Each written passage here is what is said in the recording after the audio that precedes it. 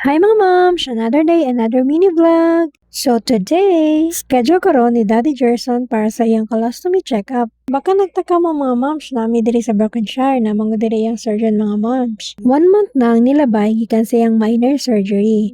So time na jud para mag-check-up. Pag naami sa car mga moms, need jud maghigda ni Daddy Gerson kay sakit jud ang lubot mga moms. Finally, nabot na jud mi sa 4th floor. Salamat kay nakaya ra. Tindog-tindog sa diri si Daddy Gerson mga moms while waiting natawagon mi. Ingon sa iyang surgeon mga moms, so far so good ang healing sa iyang stomach surgery. Salamat kay Lord. Mga na to mga moms, sana mi diri sa baba while waiting kay tatay. Big thank you kay Joy Aspeg. Gihatod mi nila sa ilang car. Thank you. Nakatipid mi sa gasolina. Struggle jud ang pagsakay ni Daddy sa sakyanan mga moms pero laban ginakaya jud niya mga moms. Salamat Daddy, you are so strong. So that's it.